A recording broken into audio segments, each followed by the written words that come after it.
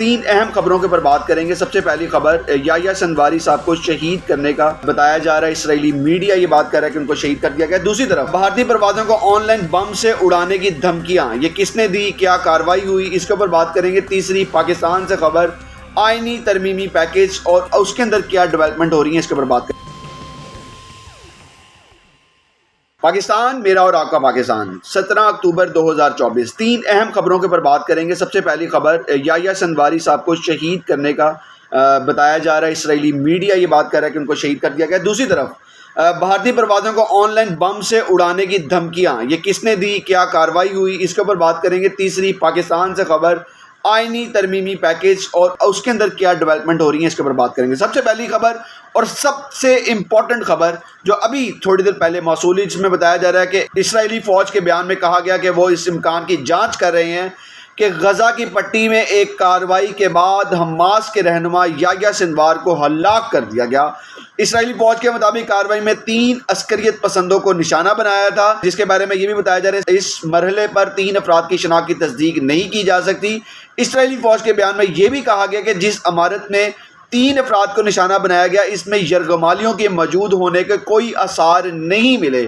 اس کی مکمل ابھی تک پوری ڈیٹیل سامنے نہیں، لیکن جتنی انفارمیشن ہمارے تک موصول ہوئی ہے وہ ہم نے اب تک رکھی تاکہ آپ کو پتہ چل سکے کہ اسرائیلی فوج نے حماس سربراہ یحییٰ سنوار کو شہید کرنے کا امکان ظاہر کر دیا، اور اس کے بارے میں ڈیٹیلز آپ کے سامنے میں نے شیئر کی، جس میں بتایا جا رہا ہے کہ اسرائیلی فوج کے بیان میں کہا گیا کہ وہ اس امکان کی جانچ کر رہی ہے کہ اس نے غزہ کی پٹی میں ایک کارروائی کے بعد حماس کے رہنما یحییٰ سنوار کو ہلاک کر دیا ہے۔ دوسری طرف دوسری اہم خبر، جس میں بھارتی پروازوں کو آن لائن بم سے اڑانے کی دھمکیاں دینے والے 18 سال سے بھی کم عمر ملزم کو گرفتار کر لیا۔ اس کی ڈیٹیلز کیا ہیں وہ آپ کے ساتھ شیئر کرتا ہوں۔ اس کے بارے میں بتایا جا رہا ہے کہ بھارتی ایئر لائنز کی اندرونی اور بیرون ملک پروازوں کی سوشل میڈیا پر بم سے اڑانے کی دھمکیاں موصول ہوئی تھیں۔ طیاروں میں بم ہونے کی جھوٹی اطلاعات سوشل میڈیا اور ای میلز کے ذریعے دی گئیں، اور بھارت میں ایسے واقعات ماضی میں بھی ہوتے رہے ہیں، مگر یہ پہلی دفعہ ہے اس قدر بڑی تعداد میں مسافر طیاروں کو بم سے اڑانے کی جھوٹی خبریں دی گئیں۔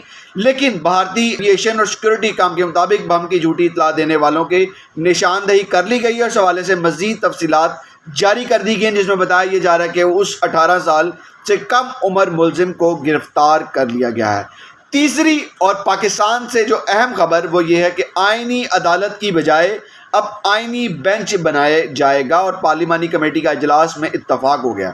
اس کے بارے میں انصار عباسی صاحب نے ایک رپورٹ پیش کی، جس میں انہوں نے یہ انکشافات کیے ہیں کہ انہوں نے کہا کہ پارلیمانی خصوصی کمیٹی میں پیش حکومتی ڈرافٹ میں آئینی عدالت کا ذکر نہیں ہے۔ حکومتی ڈرافٹ کے مطابق وفاقی آئینی عدالت کی بجائے آئینی بینچ بنے گا۔